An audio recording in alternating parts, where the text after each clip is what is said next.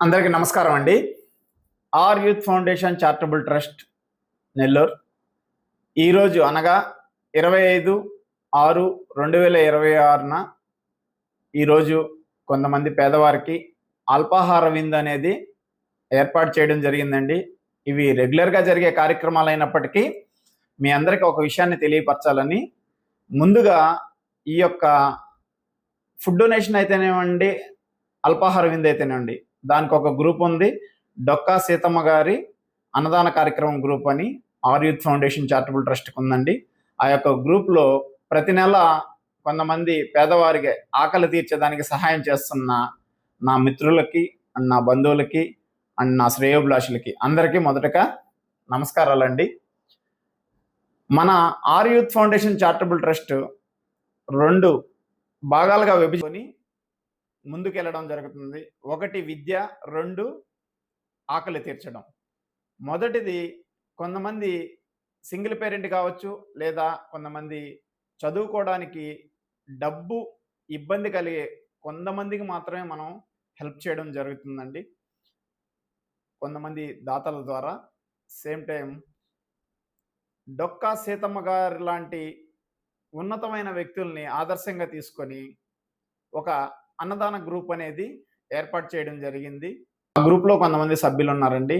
వాళ్ళు చేసే ప్రతి నెల చిన్న చిన్న సహాయం వల్ల చాలా చాలా వాళ్ళ దృష్టిలో అది చాలా చిన్న సహాయం అయినప్పటికీ మనకు మటుకు కొంతమంది పేదవారి ఆకలి తీర్చిన ప్రతిసారి నాకు వాళ్ళు చేసింది చాలా చాలా పెద్ద సహాయం లాగానే అనిపిస్తుంది. ఈ యొక్క కార్యక్రమాలకి నాకు సహాయం చేస్తున్న, నాకు సపోర్ట్గా ఉంటున్న నా ట్రస్ట్ మెంబర్స్ అందరికి కూడా, అలాగే నా ఫ్రెండ్స్ అందరికి కూడా నేను ఎప్పటికీ రుణపడి ఉంటాను. ఇలాగే ఈ యొక్క 2 ప్రోగ్రామ్స్ని మున్ముందు కూడా నేను మన R youth foundation charitable trust ద్వారా ముందుకు తీసుకెళ్ళడానికి మీ అందరి బలం, మీ అందరి సహాయ సహకారాలు నాకు ఎప్పటికి ఉండాలండి.